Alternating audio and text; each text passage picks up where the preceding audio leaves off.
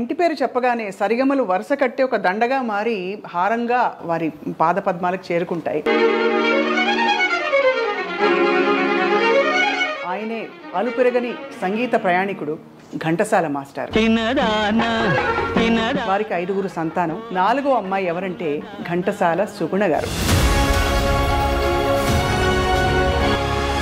సంగీతం నేర్చుకుంటున్నప్పుడు ఇంత లెజెండ్ ఇంట్లో ఉన్నప్పుడు, ఇప్పుడు శంకర శాస్త్రి గారి ఇంట్లో మనం ఊహించుకుంటాం కదా, అలా ఉండేదా వాతావరణం? అలాగే ఉండేది. మాయ విశ్వమాయ.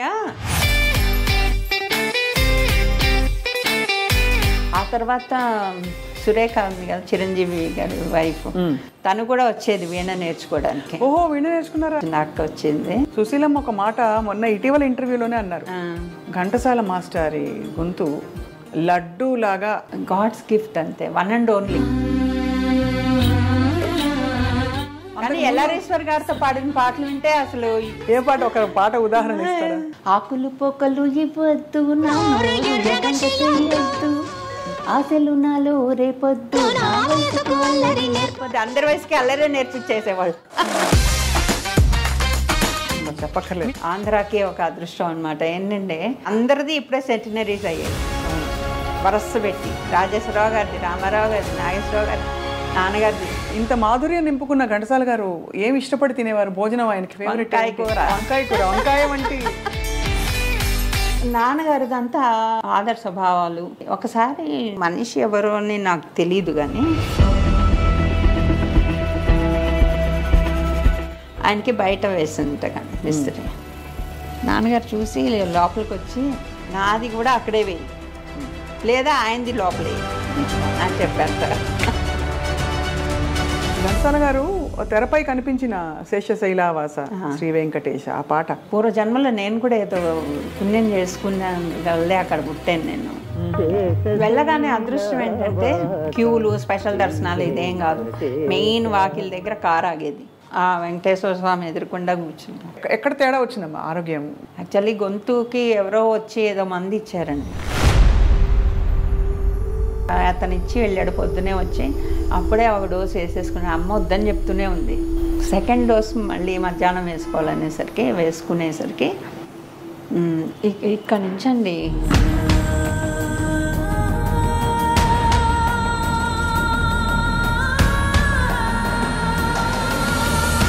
అయితే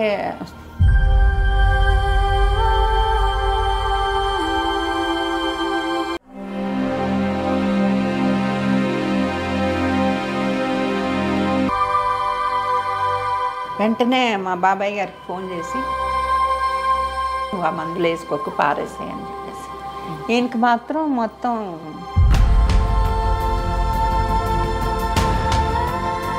మేము స్కూల్లో ఉన్నాం. మధ్యాహ్నం మా బాబాయ్ గారు వచ్చారు కారు వేసుకుని. అప్పుడే మా లంచ్ టైం బయటకు వచ్చాము. చెప్పలేదు మీకు? నేను చెప్పలేదండి. అయ్యో అయ్యో, ప్లీజ్.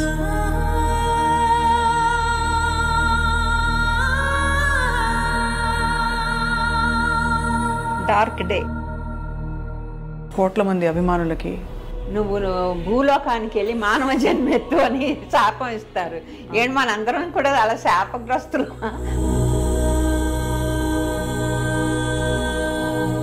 అమ్మ పాడేవారా కొంచెం అయినా?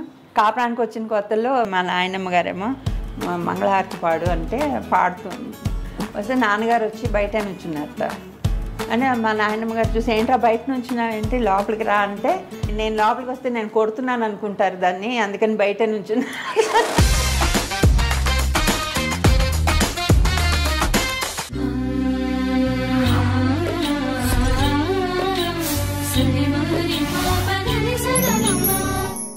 అందరికీ నమస్కారం, ఆత్మీయ స్వాగతం.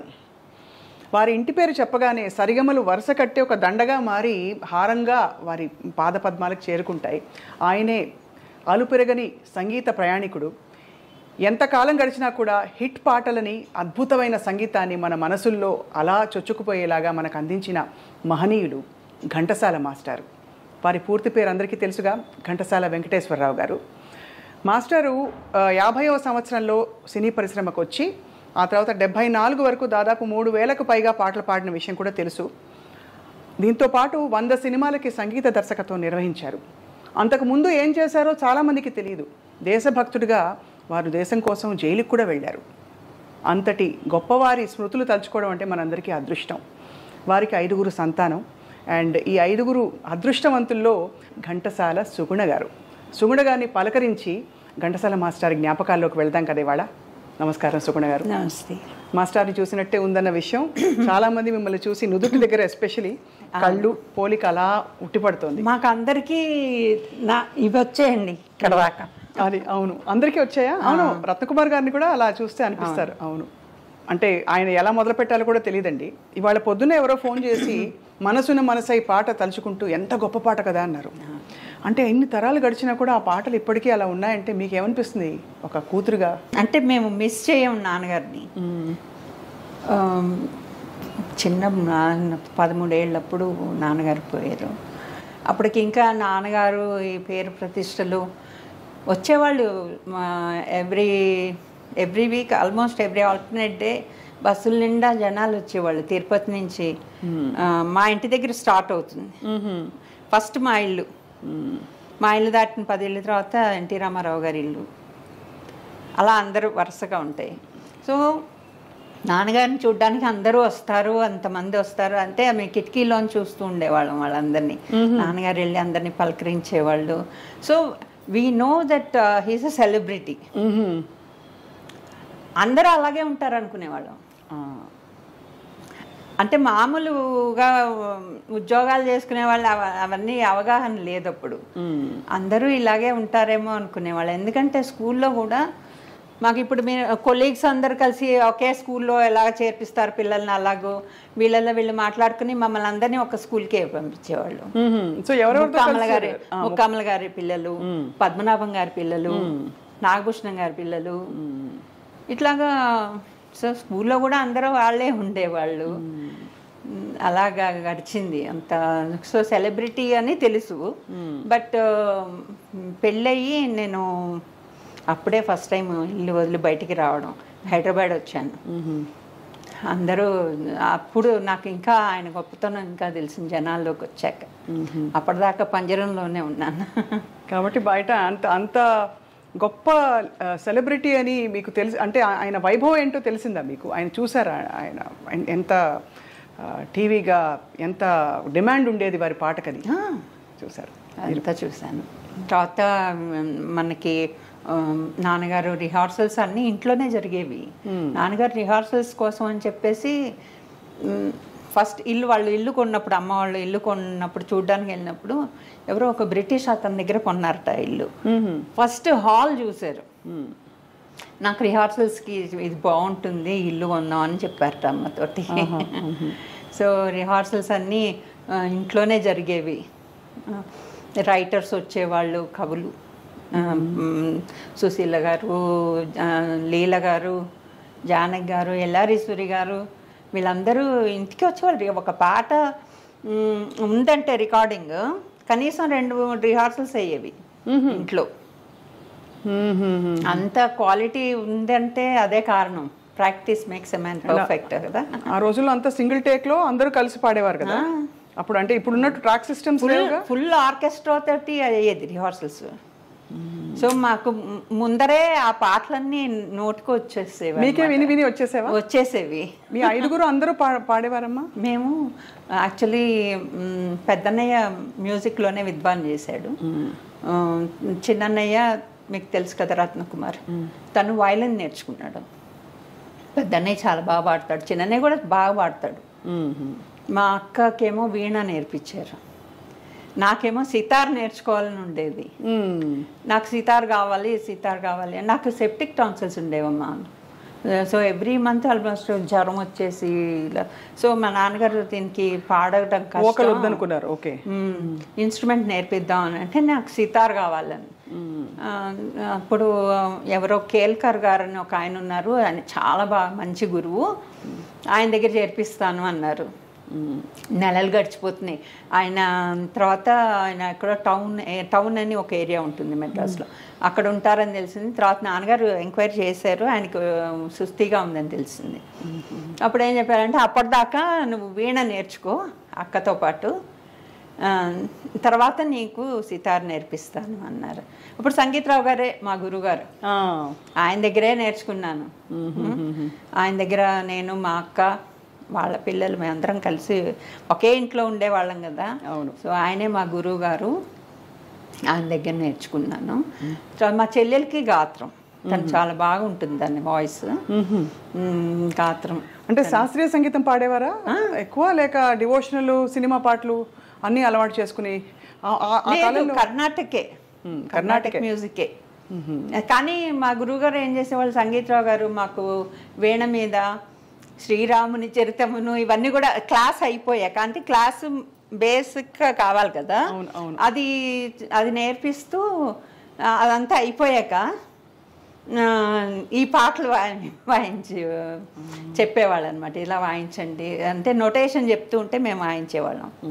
నేను వాళ్ళ అమ్మాయి బాల, సుమబాల, మా ఇద్దరికి గ్రూప్ అనమాట. మేము మా 2 వీణలు పెట్టుకుని మేము వాయించేవాళ్ళం. అలాగే నాన్నగారి పాటలు, ఎందుకంటే నాన్నగారి పాటలన్నిటికీ ఆయనే నొటేషన్ రాసేవాళ్ళు. అవును, అది అంటే వినికిడి మీద తెలుసు మాకు. నేను వారికి బంధువు అవ్వడం నా అదృష్టం. సంగీతరావు గారి ప్రయాణం కొన్ని విషయాలు తెలుసు. అలాగే కాబట్టి మాకు ఆయన నేర్పిస్తూ ఉండేవాళ్ళు నాన్నగారి పాటలు.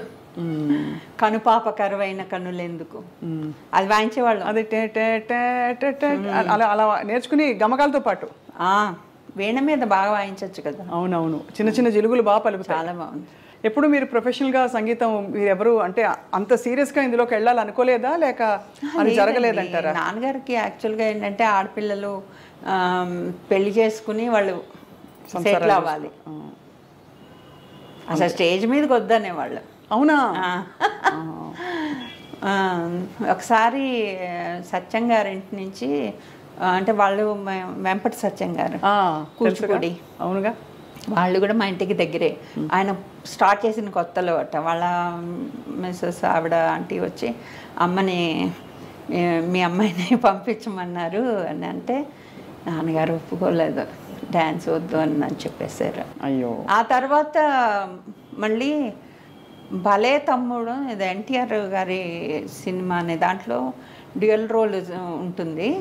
దాంట్లో చిన్నపిల్లాడు కావాలి, కరెక్ట్గా మాస్టర్ మీ రెండో అమ్మాయి సూట్ అవుతుంది అని అడిగారట. తీసుకురండి స్క్రీన్ టెస్ట్కి. ఇంటికి వచ్చి చెప్తే వాళ్ళిద్దరు బాగా డిస్కషన్ చేసుకున్నారు, అమ్మ నాన్నగారు ఇద్దరు డిస్కస్ చేసుకుని మళ్ళీ మనం వినాం కదా అంత చిన్నప్పుడు. తర్వాత ఏమైందో వద్దనుకున్నారు. అట్లాగ వచ్చాయి. కానీ రేడియోకి మాత్రం మేమందరం ప్లే బ్యాక్ కదా, అదే ఆ బ్యాక్ వరకు ఓకే, అంతే తెర వెనుక మనుషులం. అదే అన్నయ్య కూడా డబ్బింగ్ వాయిస్ మీదే బతికాడు. రేడియో స్టేషన్కి మాత్రం రెగ్యులర్గా వెళ్ళేవాళ్ళం. ఎవ్రీ వీక్ మేము లేకుండా పిల్లల ప్రోగ్రాం జరగదు అంతే. రేడియో తాతయ్య ఆయన చాలా అంటే చాలా మా అందరూ అక్కడి నుంచి వచ్చిన వాళ్ళే. మెడ్రాస్ ఆల్ ఇండియా రేడియో అంటే ఒక చాలా పేరున్న రేడియో స్టేషన్. సండే పొద్దున్నే వెళ్ళిపోయేవాళ్ళం, కారు కోసం వెయిట్ చేయడం ఏం లేవు, అంతే మొత్తం గ్యాంగ్ అందరం వెళ్ళిపోయేవాళ్ళం. చాలా బాగుండేది. అమ్మగారు ఏమనేవారమ్మా ఆ రోజుల్లో, అంటే ఇంతటి ఒక లెజెండ్కి భార్య అవ్వడం, అలాగే ఒక పరిశ్రమ ఇలా చూడడం అనేది ఇంటి పట్టున ఉన్నా కూడా కొద్ది గొప్ప హంగులు అవన్నీ చూసుంటారు కదా, ఏమనేవారు అమ్మగారు? సెలబ్రిటీ స్టేటస్ అంతా చూసారు ఆవిడ. కానీ ఇంట్లో మాత్రం అమ్మాయి ఇన్ఛార్జ్ కదా ఇంటికి. అవును, ఎక్కువగా బయటికి వెళ్ళే వాళ్ళు కాదు. ప్రివ్యూస్ వేస్తే మాత్రం ఫ్యామిలీ అంతా వెళ్ళేవాళ్ళం. అసలు సినిమాకి టికెట్ కొనుక్కుని వెళ్తారని కూడా అప్పుడు తెలీదు. అంటే మీకు అన్ని ఫ్రీయా మీకు? లేదు అసలు ప్రివ్యూసే.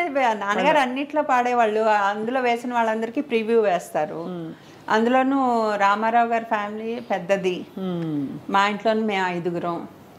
కొంచెం కష్టం అని వాళ్ళు ఏం చేసేవాళ్ళు అంటే వాళ్ళ ఫ్యామిలీకి మా ఫ్యామిలీకి సెపరేట్గా షో వేసేవాళ్ళు. మేమందరం వెళ్ళి చూసేవాళ్ళం అన్నమాట. బాగుండేది. మాస్టర్కి ఎవరు చాలా దగ్గర మిత్రులు పరిశ్రమలో? దగ్గర మిత్రులు అంటే అందరితోనూ చాలా ఫ్రెండ్లీగానే ఉండేవాళ్ళు. రెగ్యులర్గా మా ఇంటికి వచ్చేది పామర్తి మాయ అంటాం. అందరినీ మాయ, సత్యం బాబాయ్, వెంపటి నేను మాధవపెద్ది సత్యం గారిని సత్యం బాబాయ్ అని అంటే చుట్టాలనుకునే వాళ్ళం మేము. అంటే అలా వరుసలు కలిపి పిలవడంతో అలా అనిపించింది. వాళ్ళు కూడా ఏమే అమ్మాయి అంటూ అమ్మ దగ్గరకు వచ్చి మాట్లాడుతూ ఉంటే అదే అనుకుంటాం కదా.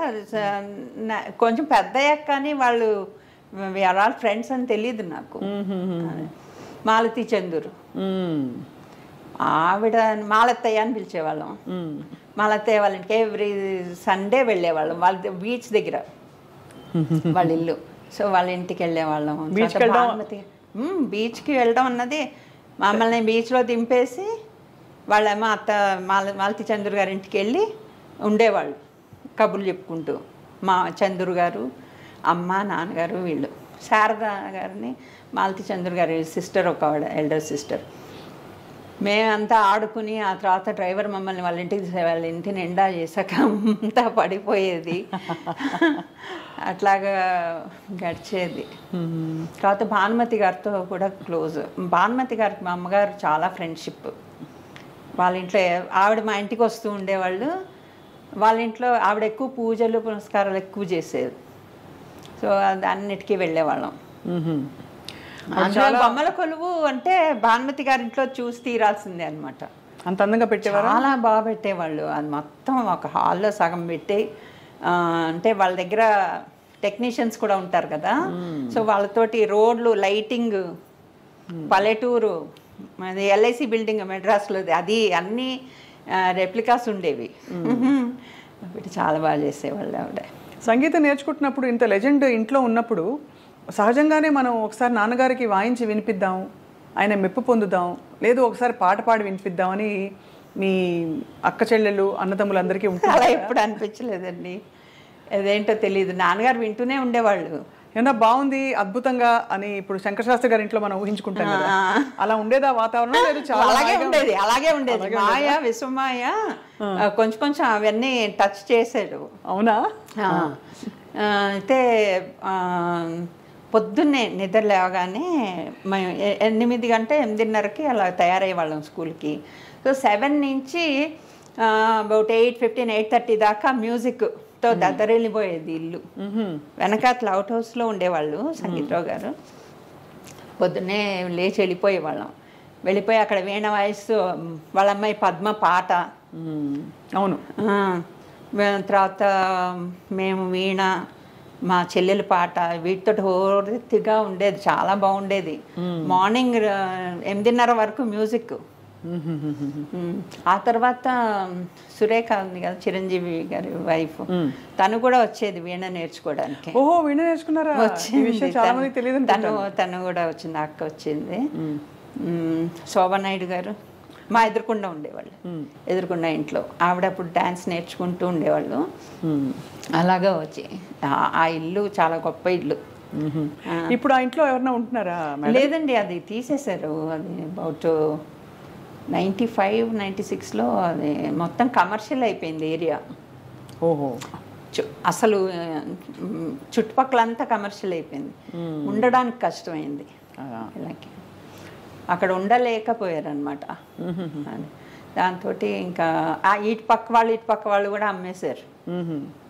ఇంకా మధ్యలో వీళ్ళు ఒక్కళ్ళే ఉండిపోయి ఇంకా వాళ్ళు కూడా అమ్మేసి అక్కడే కొనుక్కున్నారు. టీ నగర్ వదలలేక అక్కడే కొంచెం లోపలికి ఇల్లు కొనుక్కున్నారు. అసలు మాస్టారు సంగీతాభ్యాసం చాలామంది గురువుల దగ్గర చేశారా మేడం? చాలామంది పట్టాయన సీతారామ శాస్త్రి గారే కదా, ఆయన దగ్గరికే వెళ్ళారు. ఆయన దగ్గరే నేర్చుకున్నారు. అక్కడి నుంచి వచ్చి సాధన అక్కడ. అంటే ఎందుకంటే సుశీలమ్మ ఒక మాట మొన్న ఇటీవల ఇంటర్వ్యూలోనే అన్నారు, ఘంటసాల మాస్టారి గొంతు లడ్డూలాగా అంత గంభీరంగా, అంత అసలు మధురంగా, రౌండ్ వాయిస్. చాలా ఆ వాయిస్ కల్చర్ ఎలా అలవర్చుకున్నారని. ఎందుకంటే ఆ తర్వాత అలాంటి గొంతులు రాలేదు మనకు. అన్ని మాడ్యులేషన్, ఒకలాగా ఎక్స్ప్రెషన్స్ ఇచ్చే గొంతులు వచ్చాయి, కానీ అంతటి బరువైన భావం పలికించే గొంతులు, అది గాడ్స్ గిఫ్ట్ అంతే, వన్ అండ్ ఓన్లీ. అవును. ఇంకా మనం ప్రయత్నం కూడా చేయకూడదు. అంటే అలా పాడాలని చాలా మంది ప్రయత్నిస్తారు. వారు పాడేటప్పుడే చెప్తారు, చాలా వినయంగా చెప్తారు ఈ మాటని. మీరు అయితే మీరు తెర మీద నాన్నగారి గొంతు విన్నప్పుడు, హీరోలను చూసినప్పుడు ఎలా ఉండేది? మీరందరూ మాట్లాడుకున్నప్పుడు, మీ సిస్టర్స్ అండ్ బ్రదర్స్? నాన్నగారు పాడుతున్నారని అలాగే ఉంటుంది కదా, అంతే తప్ప అంతకంటే ఆల్రెడీ వినేసి ఉంటాం ఇంట్లో. ఓహోహో, సో పాట వచ్చేసింది, కంట ఇంట్లో ఆల్రెడీ వచ్చింది, ఇప్పుడు ఈ పాట వస్తుంది.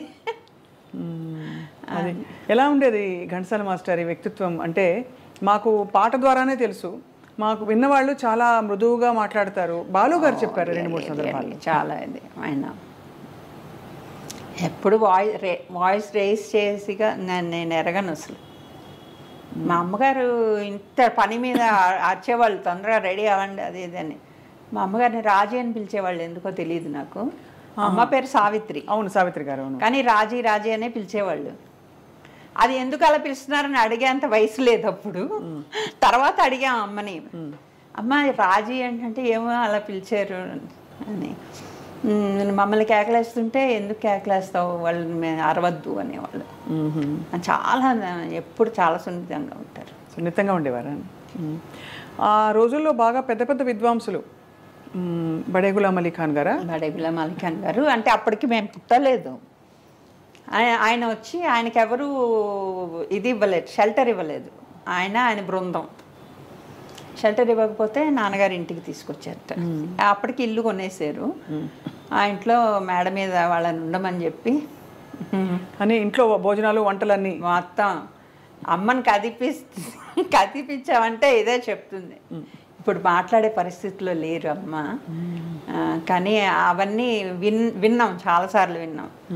ఇన్ని చపాతీలు చేయడం వాళ్ళ కోసం ప్రత్యేకంగా. అంటే చపాతీలు మామూలుగా మన ఇళ్లలో అంటే సౌత్ ఇండియన్ హోమ్స్ లో ఎక్కువ తెలీదు కదా, కానీ అమ్మకి అలాగే ట్రైనింగ్ అయింది. ఓహో, అంటే చపాతీలు ఒత్తడం కూడా అదొక ఆర్ట్ అండి. రౌండ్ గా ఇండియా మ్యాప్ లో వస్తుంది, అలవాటు లేకపోతే. అలాగూ ఇంత దొంతరగా చేసి పైకి పంపించాలన్నమాట. మొత్తం చాలా మంది ఉన్నారు అప్పుడు ఆయనతో పాటు వచ్చిన వాళ్ళు. అప్పుడు తర్వాత ఆయన చాలా వెళ్ళేటప్పుడు ఆశీర్వదించి వెళ్ళారు అని అంటారు.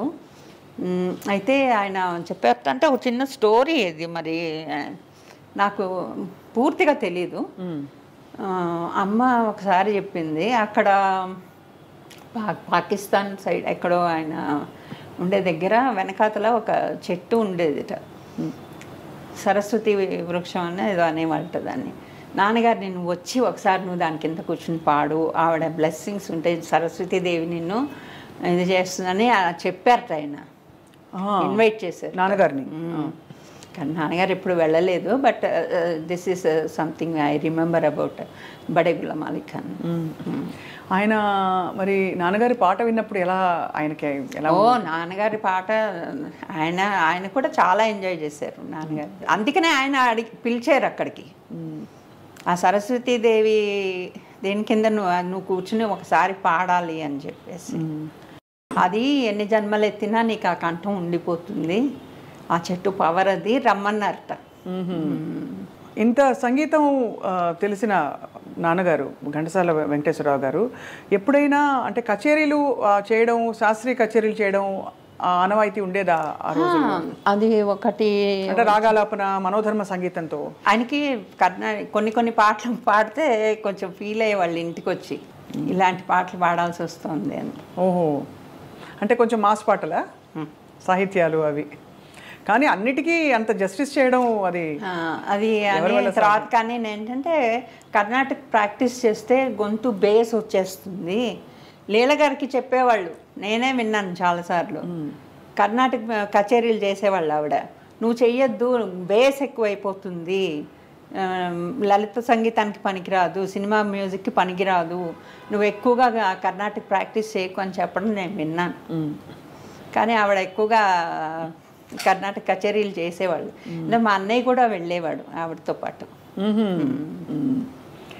ఎవరి కాంబినేషన్లో ఘంటసాల గారి పాట మీకు అంటే ఆయన తనయ్యగా, ఒక సంగీతం తెలిసిన వారిగా బెస్ట్ అనిపించేది. ఎందుకంటే హేమీలందరూ అందరితో పాడారు. అంటే అప్పట్లో వాళ్ళు హేమీలు అప్పుడప్పుడే అవుతున్నారు, కానీ ఇప్పుడు మాకు చూసే వాళ్ళందరికీ అందరు లెజెండ్స్ కదా అనిపిస్తుంది. కాబట్టి సుశీల గారు ఘంటసాల గారు అంటే కాంబినేషన్. చాలా స్వీట్ వాయిస్ ఆవిడ. అబ్బో, అసలు ఆ మాధుర్యం ఇంకా రాదు. అమోఘం. మీరు అన్నమాట వాస్తవం. కానీ గొప్ప విశేషం, కానీ ఎల్ఆరేశ్వర్ గారితో పాడిన పాటలు వింటే అసలు ఎంత డల్గా ఉండేవాళ్ళు కూడా హుషారెత్తిపోతారు. ఏ పాట, ఒక పాట ఉదాహరణ ఇస్తారా? ఆకులు పొక్కలు ఇవ్వద్దు, నా నోరు ఎర్రంగ చెయ్యొద్దు, ఆశలు నాలో రేపొద్దు, నా వయసుకు అల్లరి నేర్పొద్దు. అందరి వయసుకి అల్లరే నేర్పించేసేవాళ్ళు. అది రిహార్సల్స్ ఇంట్లో జరిగింది. మధ్య మధ్యలో ఆవిడ లోపలికి వచ్చి వదినా మా అమ్మని వదినా నాకు వేడి నీళ్ళే కావాలని, వాళ్ళు వేడి నీళ్ళు కావాలి అని. కానీ మేమందరం ఇంట్లో ఉండేవాళ్ళం. ఆవిడ రిహార్సల్స్ అంటే చాలా హుషారుగా ఉండేది అనమాట.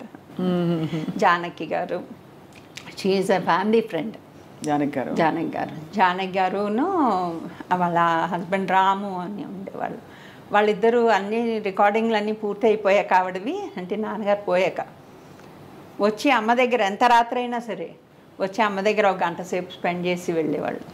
ఓహో, అంత ఆత్మీయత ఉండేది. అవును. అలాగే జూనియర్ సముద్రాల గారు నాన్నగారు పోయిన సంవత్సరం అంతా వాళ్ళ ఇల్లు కోడంబాకం. అంటే ఇక్కడి నుంచి మనకి అమీర్పేట అంత దూరం ఉంటుంది. అక్కడి నుంచి రోజు సాయంత్రం నడుచుకుని వచ్చేవాళ్ళు. వచ్చి అమ్మ దగ్గర రాత్రి 8 గంటల దాకా కూర్చుని తర్వాత ఇంటికి వెళ్ళేవాళ్ళు. వాళ్ళతో ఉన్న అనుబంధం వేరు. వాళ్ళ మనవరాలనే మా అబ్బాయికి చేసుకున్నాం. వాళ్ళు కార్డు మీద సంగీత సాహిత్యాల మేలు కలయిక అని రాశారు వాళ్ళ ఫ్యామిలీ వాళ్ళు. చూద్దాం, వస్తారేమో ఫ్యూచర్లో. వాళ్ళిద్దరిలో ఎవరు వచ్చినా మనకి సంతోషమే. అవును, అంతే కదా. ఈ అద్భుతమైన ప్రయాణం జరుగుతున్న టైంలో మీరు విని అబ్బా అని చాలా చాలా అసలు అద్భుతంగా ఉంది ఈ పాటని నేర్చుకోవాలని అలా ఉన్న పాటలు చాలా ఉండుంటాయి కదా. నేర్చుకోవాలని అంటే అట్లీస్ట్ వినికిడి మీద చాలా బాగా ఇంపాక్ట్ ఇచ్చిన ఒక పాట ఉందండి. దానివల్ల అంటే ఆ పాట వల్ల నా అలవాటుని మార్చుకున్న ఒక పాట ఏంటంటే ప్రైవేట్ రికార్డు, జంజాల పాపయ్య శాస్త్రి గారి పుష్ప విలాపం. పువ్వులు పెట్టుకోను నేను, పెళ్ళిలో కూడా పెట్టుకోలేదు.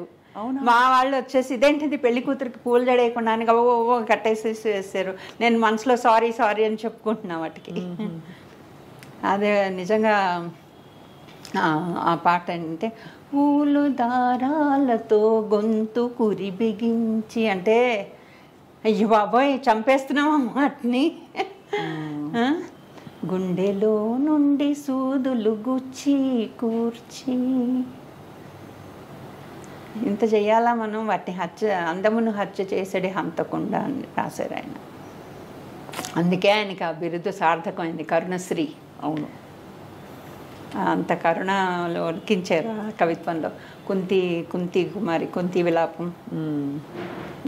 దాంతో ఎక్కడైనా ఎవరైనా పేరెంటాలకి వాటికి వెళ్తే పూలు ఇస్తారు కదా, తీసుకొచ్చి తులసి మొక్కలు పెడతా.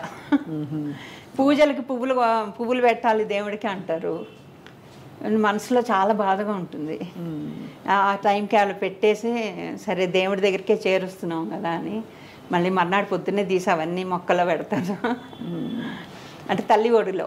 ఇలాంటి పాటలు లలిత సంగీతంలో చాలా, అంటే ప్రైవేట్ ఆల్బమ్స్లో చాలా ఎక్కువ వచ్చేవి ఒక టైంలో. అవును.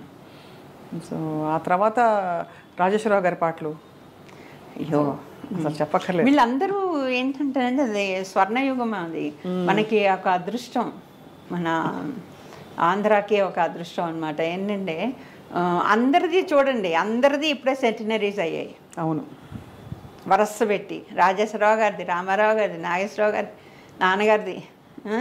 వీళ్ళందరూ ఏంటంటే వీళ్ళందరినీ ఒక గ్రూప్గా దేవుడు పంపించాడు. అవునండి, అసలు మహానుభావులు, లెజెండ్స్. ఇప్పుడు అటువంటి పోకళ్ళు, అంత పట్టున్న టాలెంట్ ఉందా అంటే చెప్పడం కష్టం. ఎందుకంటే మాస్టర్ తర్వాత అఫ్కోర్స్ బాలుగారు, చాలా వరకు బాలుగారితో. బాలుగారు నాకు యంగ్ బాలసుబ్రహ్మణ్యం నాకు చాలా గుర్తు. మా ఇంటికి వచ్చేవాళ్ళు రోజు. హీ వాస్ వెరీ యంగ్, మేము ఇంకా చిన్నపిల్లలం అనుకో. రోజు వచ్చేవాళ్ళు మా ఇంటికి, అప్పుడెప్పుడే బడ్డింగ్ ఆర్టిస్ట్. రోజు వచ్చేవాళ్ళు.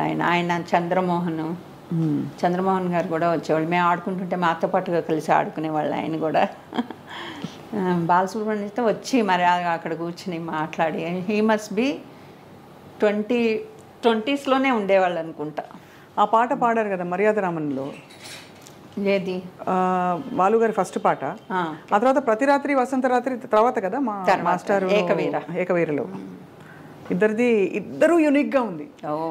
అందులో కాంపిటీషన్ అంటే భానుమతి గారితోనే చెప్పుకోవాలి. అవునా? వాళ్ళిద్దరు పోటీ పడి పాడటమే. నాన్నగారితోటేమో అలా పోటీగా ఉండేవాళ్ళు, అమ్మతోటి విడదీరేని స్నేహం ఆవిడకి.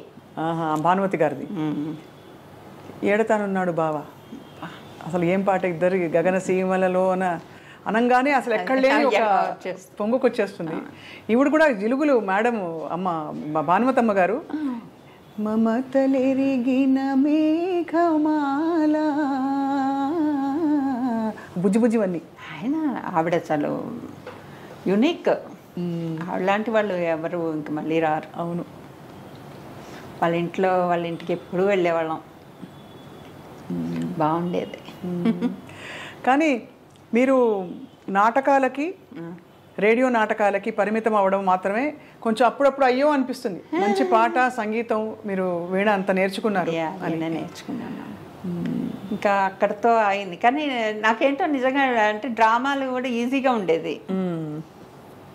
అంటే ఒక్కొక్కటి బాగా వస్తూ మళ్ళీ మళ్ళీ పిలుస్తుంటే న్యాచురల్లీ ఇంట్రెస్ట్. ఇప్పుడు వేస్తున్నారా, కంటిన్యూ చేస్తున్నారా ఏమన్నా? లేదండి, ఇప్పుడేం చేయట్లేదు. ఇప్పుడే వీణ ఆ మధ్య కీబోర్డ్ నేర్చుకుందామని ఇక్కడ క్లాసెస్కి వెళ్ళాను, అంటే కోవిడ్ ముందర.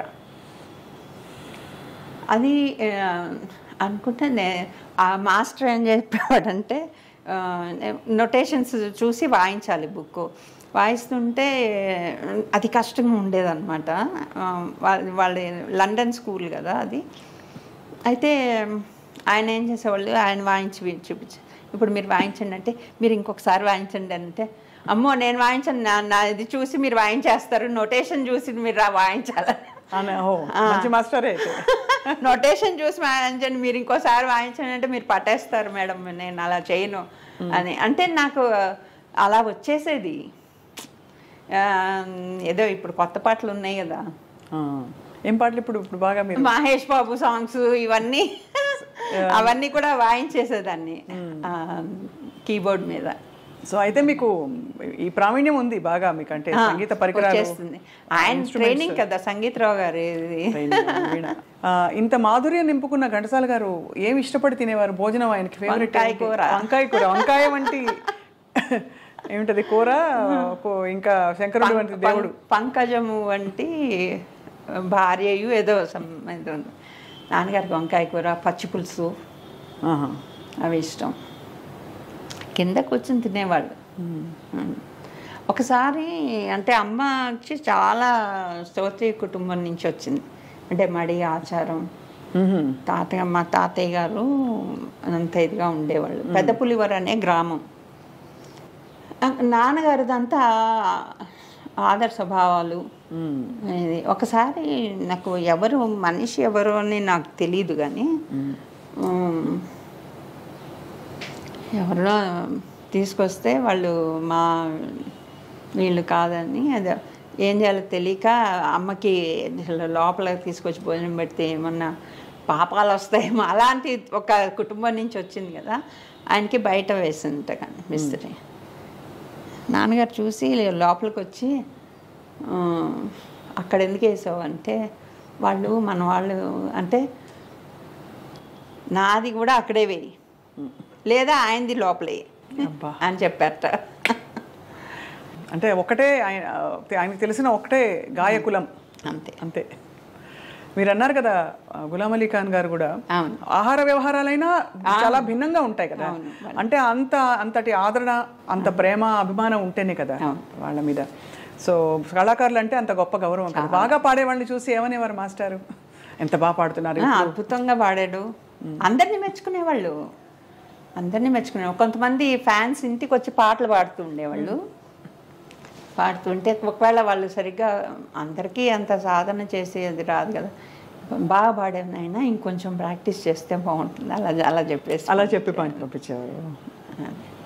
మా ఘంటసాల గారు తెరపై కనిపించిన శేషశైలావాస శ్రీ వెంకటేశ ఆ పాట అప్పటికి మీరు చాలా చిన్నవారా, పుట్టారా మీరు? గుర్తులేదు, కానీ తిరుపతికి మాత్రం టైం ఉంది, లీజర్ దొరకంగానే తిరుపతి వెళ్దాం అనేవాళ్ళు. ఆస్థాన విద్వాన్గా ఉన్నారు. అవును, యాక్చువల్గా అది పూర్వజన్మలో నేను కూడా ఏదో పుణ్యం చేసుకున్నాను వల్లే అక్కడ పుట్టాను నేను. నాన్నగారు ఉన్నట్టుండి ఇప్పుడేం పని లేదు, రేపు తిరుపతి వెళ్ళిపోదాం అనేవాడు. వెంటనే కారు వేసుకుని మెడ్రాస్ నుంచి తిరుపతి 3.5 hours ఉంది అంతే కదా. వెళ్ళగానే అదృష్టం ఏంటంటే ఇలా క్యూలు స్పెషల్ దర్శనాలు ఇదేం కాదు, మెయిన్ వాకిల్ దగ్గర కారు ఆగేది, వాళ్ళు గొలుసులు తీసేవాళ్ళు. లోపలికి వెళ్ళిపోయాము స్ట్రెయిట్ వెంకటేశ్వర స్వామి ఎదురుకుండా కూర్చుని పాడేవారా? ఏం పాటలు? అన్ని పాటలు, నా వెంకటేశ్వర స్వామి పాటలు అన్నీ 1 గంట సేపు పాడేవాళ్ళు. క్యూ ఇట్లా వెళ్తుంది, మేము మధ్యలో మా ఫ్యామిలీ కూర్చుని ఎదురుకుండా. అది అదృష్టం కదా. అసలు నాన్నగారికి చాలా ఇష్టం వెంకటేశ్వర స్వామి, అన్నిటికీ వెంకటేశ్వర స్వామిని అనేవాళ్ళు. ఒకసారి నాన్నగారు పోయాక ఈయనే రామానుజం గారు సముద్రాల ఎవరో నాడి చదువుతారని చెప్పేసి తీసుకొచ్చారు. నాడి జ్యోతిష్యం మాకు తెలీదు, అమ్మతో చెప్పి తీసుకొస్తా చదివిస్తా అని చెప్పేసి అంటే తీసుకొచ్చి ముందు రూమ్లో తలుపేసేసుకున్నారు. వాళ్ళు ఏదో గట్టిగా ఏదో పాడుతూ చెప్తున్నారు. ఈయన తెలుగులో రాశారు రామానుజం గారు. ఆ తర్వాత చెప్పింది ఏంటంటే, అంటే నాడి నమ్మాలో లేదో తెలియదు కానీ ఈ స్టోరీ మాత్రం చాలా బాగుంది. నాన్నగారు పూర్వజన్మలో ఒక మూగవారు ఒక గుడిలో శివుడికి బిందెలతో నీళ్ళు తెచ్చి అభిషేకం చేస్తూ అని అరుస్తూ ఉంటే అందరు తిట్టేవాళ్ళట.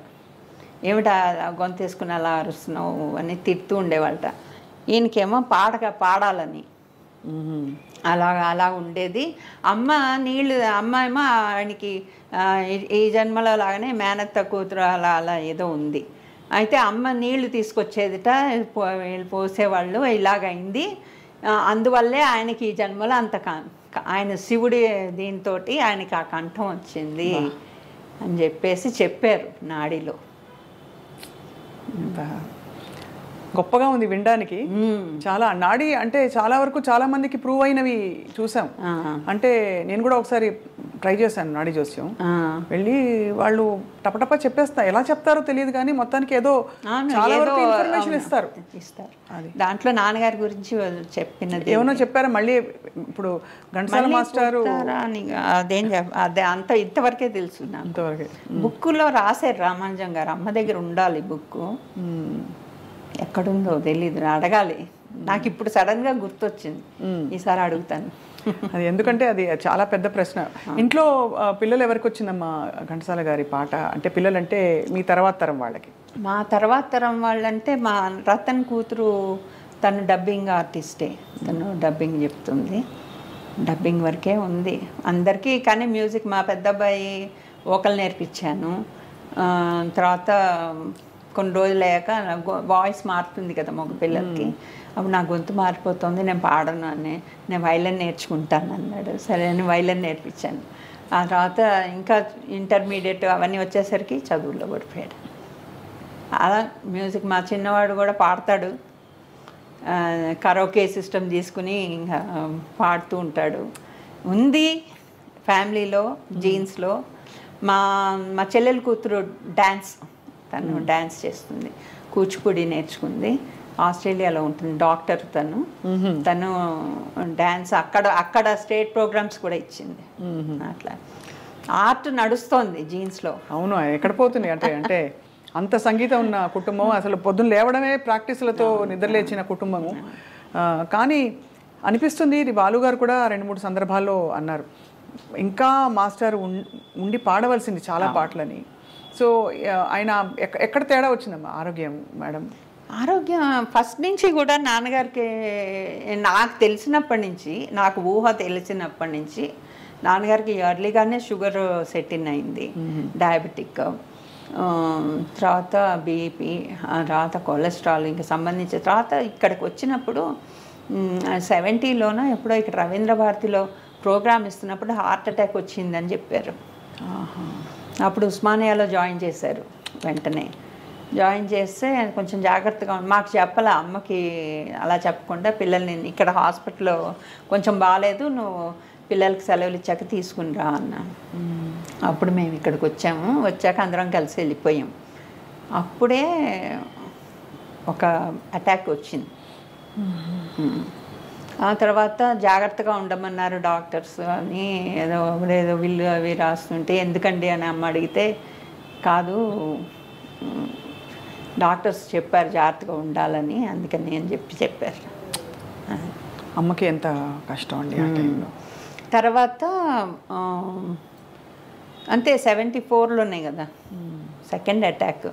యాక్చువల్లీ గొంతుకి ఎవరో వచ్చి ఏదో మంది ఇచ్చారండి, అంటే ఇది వేసుకుంటే మీకు అన్నీ తగ్గిపోతాయి అది ఇది అని. ఎవరు చిత్తూరు సైడ్ నుంచో ఎవరో తెలియదు, పసర వైద్యం లాంటిదా, ఏవో పౌడర్స్. మా బాబాయ్ గారు ఉండేవాళ్ళు, ఆయన మెడ్రాస్లోనే ఉండేవాళ్ళు, మా నాన్నగారు తమ్ముడు సదాశివుడు అని చెప్పేసి. ఆయన కూడా ఆయన జాబ్ చేసేవాళ్ళు గిండి దగ్గర. అయితే నాన్నగారికి ఉండేవన్నీ ఆయనకు కూడా ఉన్నాయి. షుగరు బీపీ కంట్రోల్ ఉండవు అనమాట. అయితే నాన్నగారు ఏం చేశారంటే అతను ఇచ్చి వెళ్ళాడు, పొద్దునే వచ్చి అప్పుడే ఒక డోసు వేసేసుకున్నాడు. అమ్మ వద్దని చెప్తూనే ఉంది, అప్పుడు ఒక డోసు వేసుకున్నారు ఫస్ట్ది. అప్పుడు బాగానే ఉన్నారు. సెకండ్ డోస్ మళ్ళీ మధ్యాహ్నం వేసుకునేసరికి ఇక్కడ నుంచి అండి గొంతు తెరవలేకుండా అయిపోయింది, పొక్కిపోయింది ఒక్కసారి. అయితే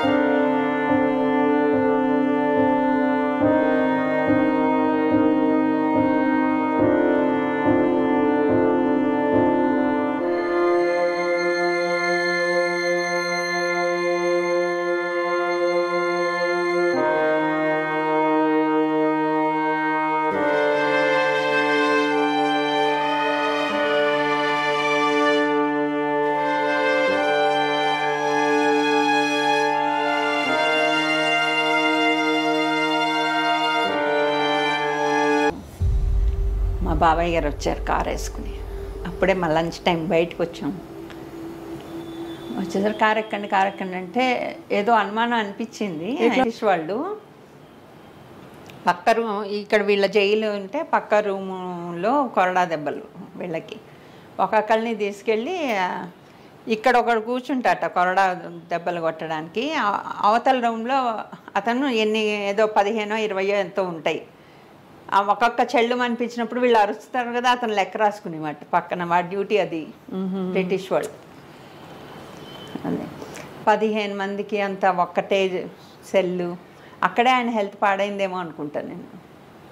అంటే బిగినింగ్ డేస్లోనే నాకు అలా అనిపిస్తుంది. ఎందుకంటే బాత్రూమ్ అది ఏమి ఉండదు కదా. అక్కడ నుంచి ఇమ్యూనిటీ కొంచెం ఓవరాల్గా అసలు బాత్రూమే కాదు, ఆహార వ్యవహారాలన్నీ కూడా ఏమి ఉండవు. ఈ దెబ్బలు వేరే. అప్పుడు ఒక ఫన్నీగా ఒక ఆయన పేరు ఏదో చెప్పారండి. ఆయన కూడా ఇలా జైలు శిక్ష అనిపించి ఇలా కొడుతుంటే ఇంకా దెబ్బ పడకుండానే పక్కకి దెబ్బ అయ్యా అని కుయ్యో అని అరిస్తే వాడు లెక్క రాసేసుకునేవాట. అలా తప్పించుకునేవాట ఆయన. ఒక ఆయన పేరు నాకు గుర్తులేదు, నాన్నగారు చెప్తాను అలా చేసేవాడు. ఎంత అంటే ఇంత క్లిష్ట సమస్యల్లో కూడా చమత్కారం వెతుక్కుని చూశారు నాన్నగారు.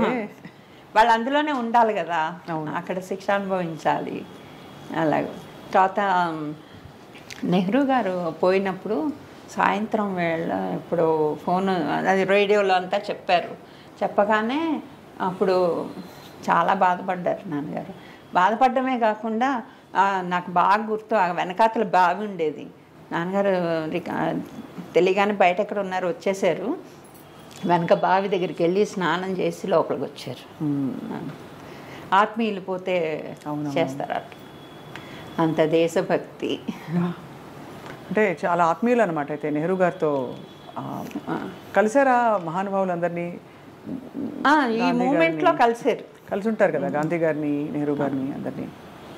అసలు తర్వాత వచ్చేసారు. ఇంకా సినిమా నా అమ్మతో పెళ్ళయ్యాక సీనియర్ సముద్రాల గారు పులివరు అయింది.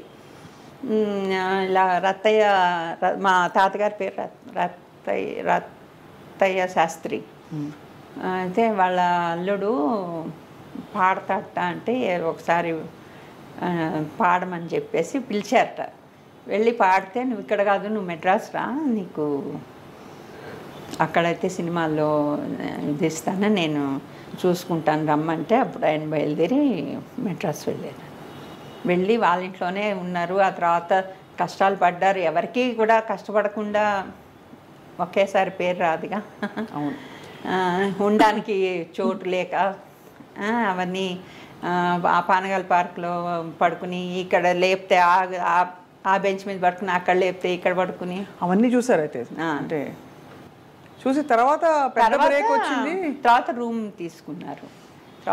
తీసుకున్నారు, షేరింగ్లో రూమ్ తీసుకుని అలా అలా అలా.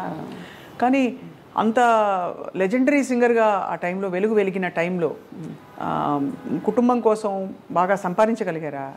సంపాదించారండి. అందరూ ఒకటి చెప్తారు, అంటే అలా చెప్తేనే చూస్తారు అనుకోండి జనాలు కూడా. ఆయన సినిమాలు తీసి అన్నీ పోగొట్టుకున్నారు, మొత్తం అంతా పోయింది అది ఇది అని చెప్తారు. కానీ అది ఎప్పుడో మాకు తెలియదు, మేము పుట్టాకైతే కాదు. అది పుట్టాక సినిమాలు తీసి పోగొట్టుకోలేదు, అప్పటికి చాలా పీక్లో ఉన్నారు. అవును, మేము పుట్టేసరికి. కాబట్టి మాకు ఆ ఎపిసోడ్ తెలియదు నాన్నగారి లైఫ్లో. డబ్బు లేకుండా కష్టపడడం అన్నది తెలీదు. పండక్కి కొత్త బట్టలు కొనడం, రొటీన్ గా సెలబ్రేషన్స్ ఉండడం, ఊర్లోకి వెళ్ళడం అన్ని చేసేవారు కాబట్టి మీకు తెలీదు. అంటే మేము ఆ ఇంట్లోనే పుట్టాం. నాన్నగారు చెప్పిన టీ నగర్ ఇంట్లో, ఆ ఇంట్లోనే పుట్టాం. ఇంట్లోనే డెలివరీస్ అన్ని. ఓ, ఆ రోజుల్లో అంతేగా. అవును, డాక్టరే ఇంటికి వచ్చేదట ఒక ఆమె. అమ్మగారు నాన్నగారు కలిసి ఎలా ఉండేవారంటే వారు చాలా అన్యోన్యంగా ఉండేవాళ్ళండి. వాళ్ళు అన్నీ షేర్ చేసుకునేవాళ్ళు. నాన్నగారు ఏంటో డబ్బులు తీసుకురా అని బయటికి రాగానే నాకు డబ్బులు చూస్తే నాకు అసలు ఇది నువ్వే చూసుకో అని చెప్పి నా అమ్మ దగ్గరికి ఇచ్చేసేవాళ్ళు. అమ్మ మేనేజ్మెంట్ ఇల్లు, అమ్మ దగ్గర నుంచే మాకు కూడా ఉన్నదాంతో తృప్తిగా బతకడం అలవాటైంది. అవును, అది స్త్రీ లక్షణం, అంటే మంచి గృహిణి లక్షణం అని చెప్తారు కదండి. అవన్నీ అమ్మ దగ్గర నుంచే వచ్చాయి. ఊరికినే ఇంత కావాలి అంత కావాలి. అమ్మ పాడేవారా కొంచెం అయినా? అమ్మట ఒక్కసారి అంటే ఏముంది, అమ్మకి పాటలు అవి కాదు కానీ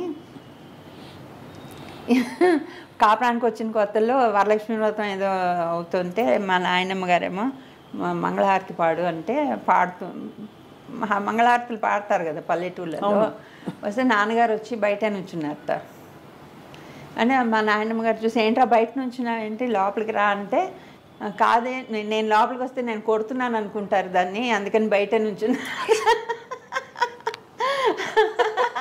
అని చెప్పారు. ఆ తర్వాత ఎప్పుడు మా అమ్మగారు నోరిప్పలేదు అని. ఇప్పుడు వినడానికి ముద్దుగా ఉంది కానీ అప్పుడు అమ్మ ఎలా ఫీల్ అయి ఉంటారు అని. ఎందుకంటే ఒక లెజెండ్ పక్కన ఉండడం ఒక సామాన్య స్త్రీగా అయ్యో చాలా కష్టం. అంతెందుకండి, మా పెద్దన్నయ్య 2-3 సినిమాలు మ్యూజిక్ చేశాడు. మ్యూజిక్ చేస్తే నాన్నగారికి పాట చెప్పాలి. అది ఎంత కష్టమైన పనో చూడండి. నాన్నగారి చేత పాడించాలా? నాన్నగారి చేత వాడి సినిమాలో పాట పాడించాలి. అబ్బో. వస్తాడే మా బావ అనుకుంటా సినిమా, నాకు అలా వేగ్గా గుర్తుంది. అయితే ఇంట్లో తిరుగుతున్నట్టు ఆ నాన్నగారేమో ఇంకా రేపు రికార్డింగ్ వారం ముందర నుంచి ఎదురు చూస్తున్నారు. వాడు నాన్నగారు వస్తే అటు తిరుగుతాడు ఇటు తిరుగుతాడు. ఇంక చివరికి అమ్మ దగ్గరికి వెళ్ళి నీ కొడుకు నాకు పాట చెప్తాడా చెప్పడా అని అడిగారట. అడిగితే అప్పుడు మా అన్నయ్యని పిలిచి పాట చెప్పరా నాన్నగారికి, పాట చెప్పకపోతే రేపు ఎలా పాడతారు అని అంటే నాన్నగారు రూమ్లో కూర్చున్నారు. మేమందరం బయట కూర్చుని ఉన్నాం. వాడు లోపలికి వెళ్ళాడు. వెళ్ళిన 2 నిమిషాలకి ధోపని పెద్ద చప్పుడిని విడింది. అందరూ పరిగెట్టారు ఇంట్లో. చూస్తే వాడు కళ్ళు తిరిగి పడిపోయాడు భయంతో. అప్పుడు మళ్ళీ నీళ్ళు చల్లి లేపి చేసి మా నాన్నగారేమో ఇట్లా తలబట్టుకున్నాను, ఇలా కూర్చున్నారు. కూర్చుని ఇలా అయితే ఎలాగో అని ఆ తర్వాత మళ్ళీ చెప్పాడు అంత. ఎందుకని ఆ ఇన్సిడెంట్ గుర్తుంది నాకు. ఇంత గొప్ప నాన్నకి ఇంత గొప్ప అమ్మకి కూతురు అవడం మీకు ఎంత అదృష్టం అండి. చాలా అదృష్టం. వాళ్ళ ఐడియల్స్, ఆ లెగసీ, ఆ జీన్స్ ముందరే మళ్ళీ రావాలి, ఎక్కడో మళ్ళీ పుట్టాలని కోరుకుంటున్నాను. అవును, అందరూ అదే కోరుకుంటున్నారండి. చివరిగా ఒక విషయం స్పృశించకుండా ఉండలేను. మాస్టారు పాడిన పాటలన్నీ ఒక ఎత్తు అయితే, వారు అమూల్యమైన ఒక సంపదలాగా భగవద్గీత, ఆ తర్వాత గంగాధర్ శాస్త్రి గారు కూడా అద్భుతంగా దాన్ని మళ్ళీ మొత్తం అన్ని రికార్డ్ చేసే ప్రయత్నం చేసి, అది బాగుంది. భగవద్గీత లాస్ట్లో నాన్నగారు అప్పుడండి మా ఇంట్లో మేడ మీద కవియూర్ పొన్నమ్మ అని ఒక మలయాళీ ఆర్టిస్ట్ రెంట్కు ఉండేవాళ్ళు. ఆవిడ హస్బెండ్ మణి గారికి మ్యూజిక్ అంటే చాలా ఇష్టం. లతా మంగేష్ గారు అప్పటికే భగవద్గీత చేశారు. పెద్దగా పెట్టేవాళ్ళు, పొద్దున్నే 6 గంటలకు పెట్టేవాళ్ళు ఆయన. అది విని అనుకున్నారో ఏమో తెలియదు, నాకు భగవద్గీత చేయాలి అని వచ్చేసింది ఆయనకి. వచ్చేస్తే అప్పుడు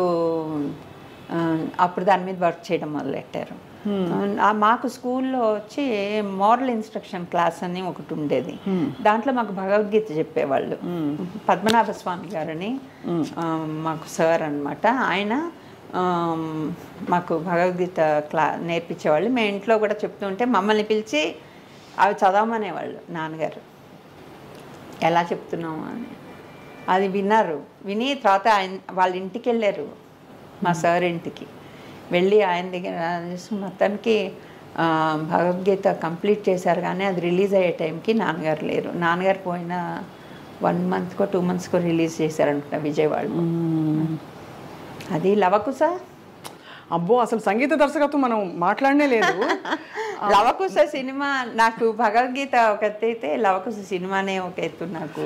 అవును, ఎందుకంటే అది 58లో స్టార్ట్ చేసి 63లో రిలీజ్ చేశారట. 5 ఏళ్ళు.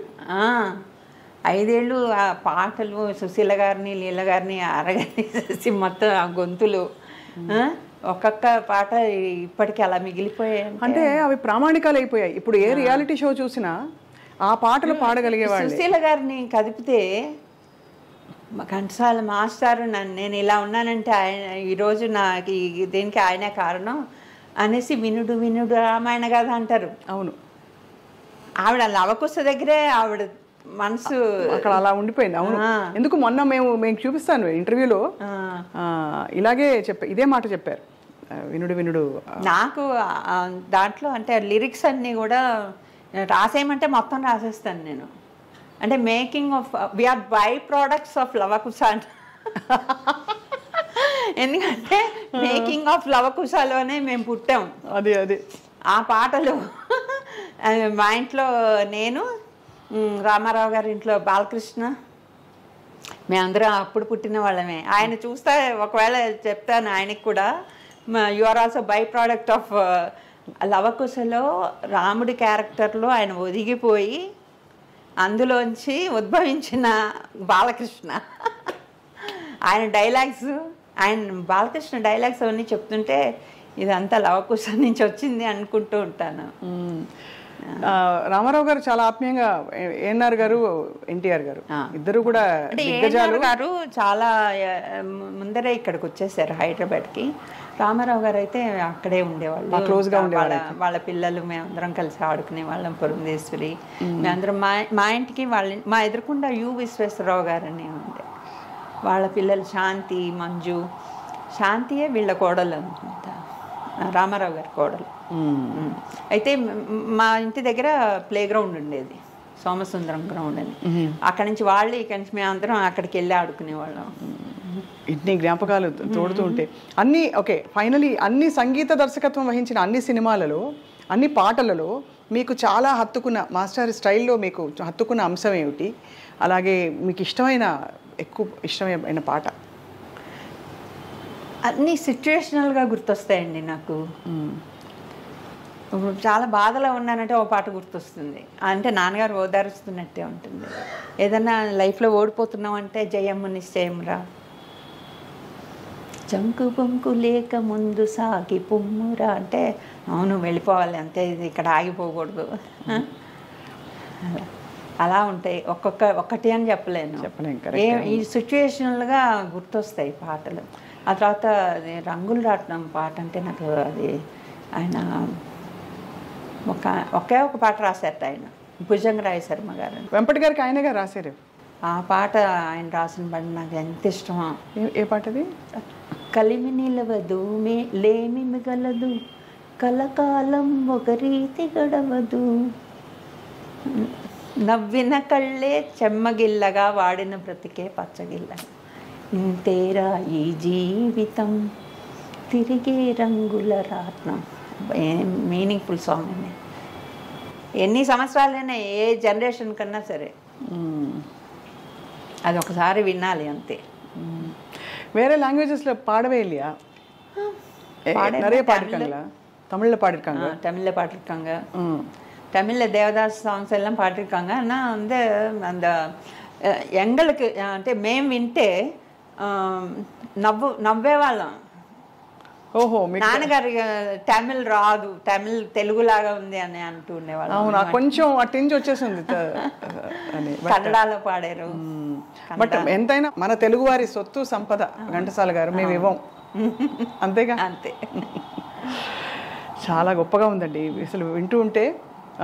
ఇప్పుడు మళ్ళీ ఆ పాటలన్నీ ఒక్కసారి అన్నీ పెట్టుకుని వినేసేయాలి. అంత గొప్పగా ఆ రోజుల్లోకి తీసుకువెళ్ళి చాలా ఆత్మీయమై మీ చాలా వ్యక్తిగతమైన విషయాలు కూడా పంచుకుని మాకు అవకాశం ఇచ్చినందుకు సుగుణ గారు మీకు రుణపడి ఉంటాం. ఎందుకంటే తర్వాతి తరాల వారికి చూసి నేర్చుకోవడానికి ఎన్ని విషయాలు ఉన్నాయి ఇందులో. ఇవాళ మీరు చెప్పిన అంశాలలో ఆ బయట నాకు కూడా అక్కడే భోజనం పెట్టు, లేదు ఆయనకు లోపలికి పెట్టు అని చెప్పడంలో ఆయన ఎంత వసుదైక కుటుంబంలో చూసేవారు అందరినీ, అది అర్థమైపోతుంది.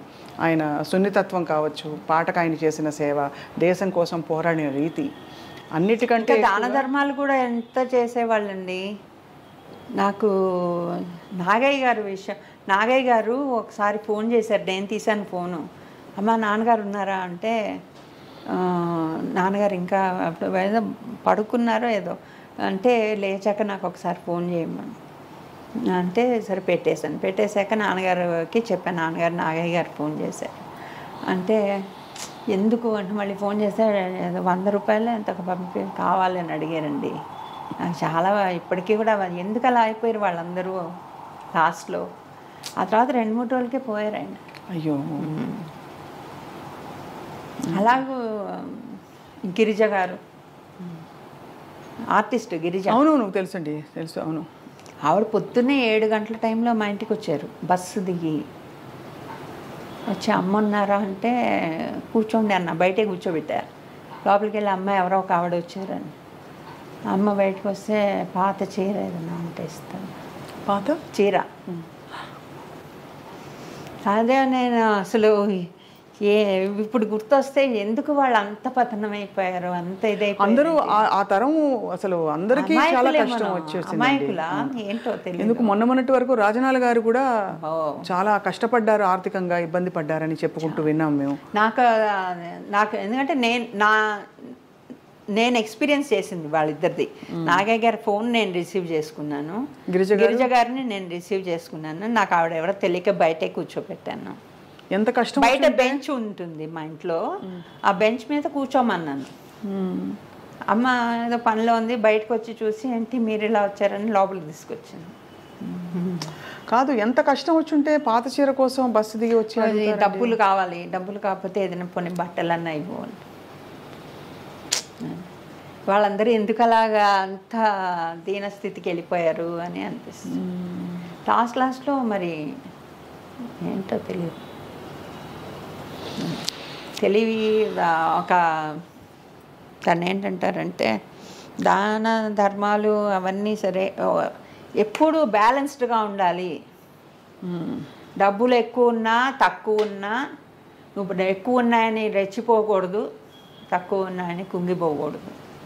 మా అమ్మగారు ఎప్పుడు 10 రూపాయలు ఈరోజు నీకు సంపాదించి వచ్చిందంటే 1 రూపాయి ముందు కోసం దాచిపెట్టు, ఒక దాన ధర్మాల కోసం దాచిపెట్టు, మిగిలింది నువ్వు ఖర్చు పెట్టుకో.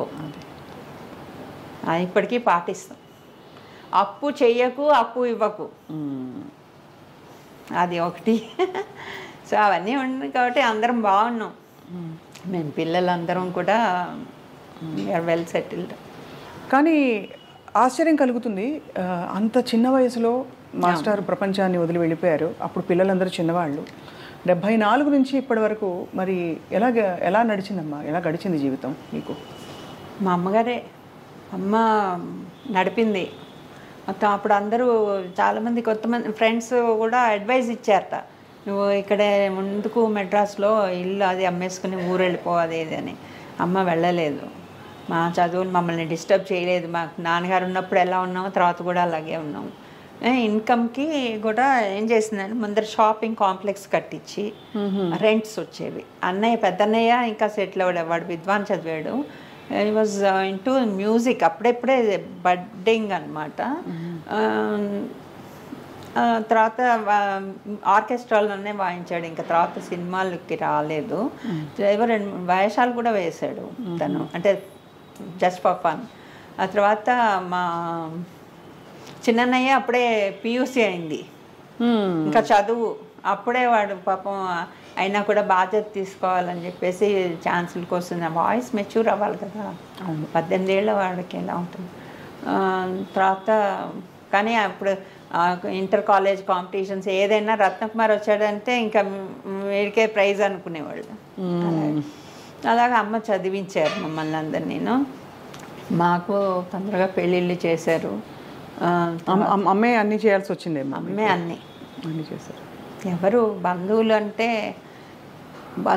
బంధువులతోటి ఒక రకంగా దూరం అయిపోయామేమో అనుకుంటా. టచ్లోనే ఉంటారు కానీ ఏంటంటే ఏదో డిఫరెన్స్ ఉంది. మెడ్రాస్ రావాలి, వాళ్ళు సెలవులు వస్తే మెడ్రాస్ వచ్చేవాళ్ళు కానీ వచ్చి సపోర్ట్ ఇవ్వగలిగినంత ఇది లేదు. అదే అర్థమైంది.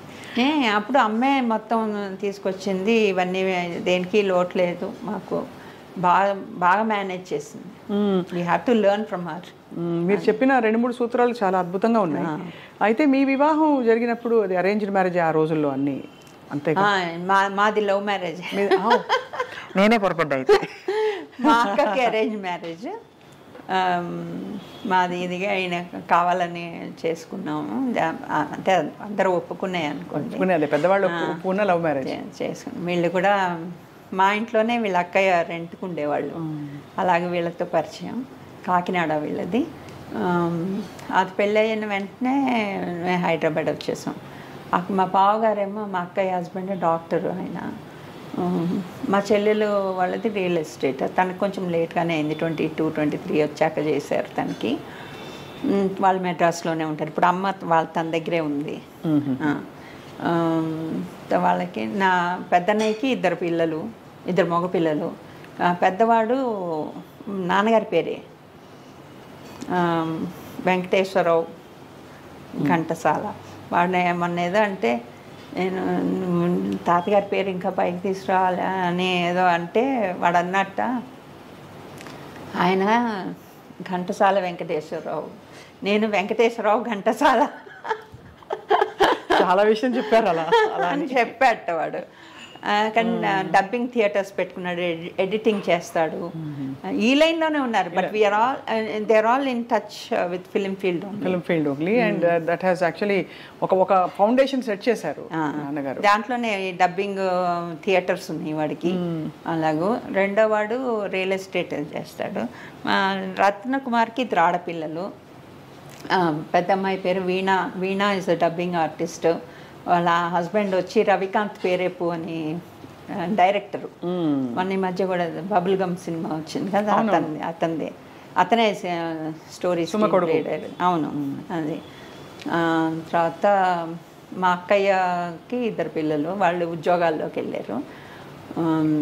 నెక్స్ట్ నాకు ఇద్దరు అబ్బాయిలు, వాళ్ళిద్దరూ పోస్ట్ గ్రాడ్యుయేట్ ఎంఎస్ అవి చేశారు, అమెరికాలో ఉన్నారు.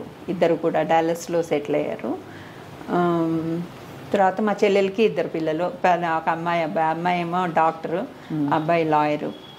వాళ్ళు కూడా ఆర్ట్ టచ్లో ఉన్నారు. అది అందరం బాగా సెటిల్ అయిపోయాం.